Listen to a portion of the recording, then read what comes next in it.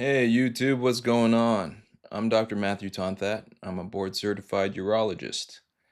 Working in healthcare has shown me that the system I work in is less about caring for your health, more about managing your disease.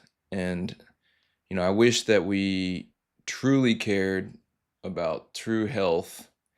So I made this channel to help us refocus on the basics that we've overlooked and to help you take control of your own health.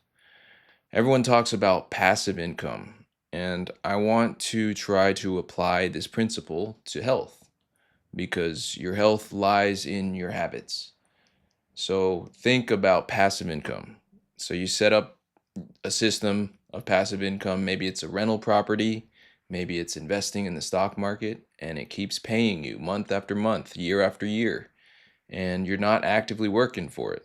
It is wealth you don't have to grind for because it is working for you around the clock. And your habits are the same way in affecting your health. You can have passive health gains and you can have passive health losses. And habits, whether they're good or bad, require less effort over time as they become more ingrained and as the grooves get deeper.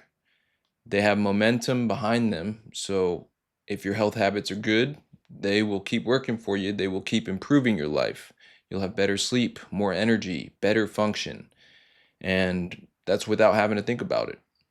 If your habits are bad, then they'll keep making your life more and more difficult. So, worse sleep, more fatigue, loss of function, and also without having to think about it. And that's the key point, that you have habits, whether you're thinking about them or not.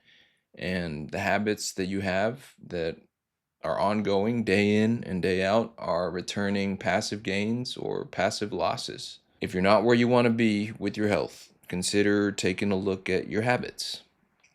What are you doing day in and day out that's helping you? What are you doing that would help you? And this could be around anything.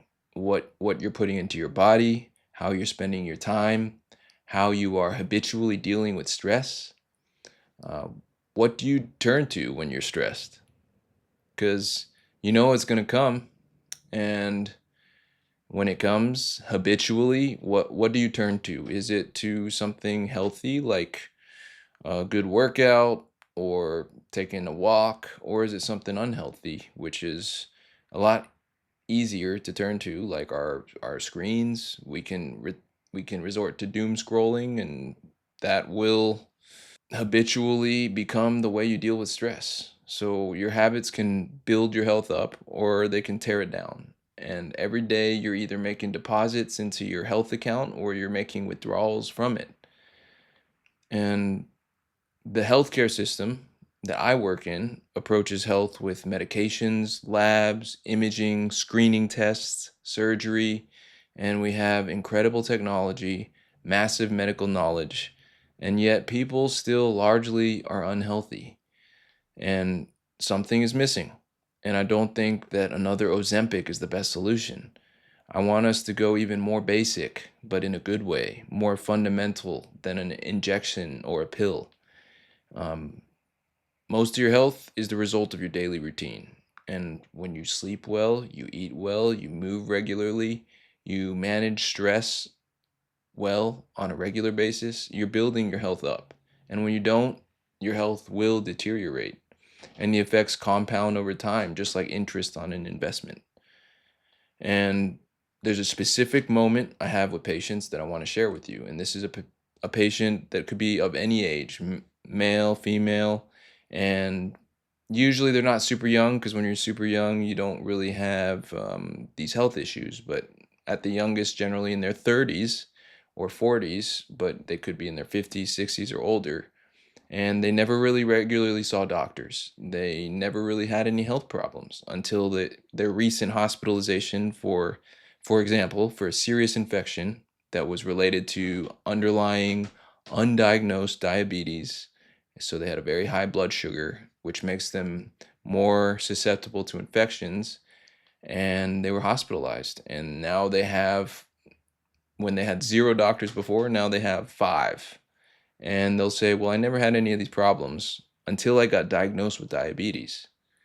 And maybe they didn't get their diagnosis until that time, but the truth is that while they did not have any problems that they felt, they were probably engaging in poor health habits that were getting them into more and more health debt.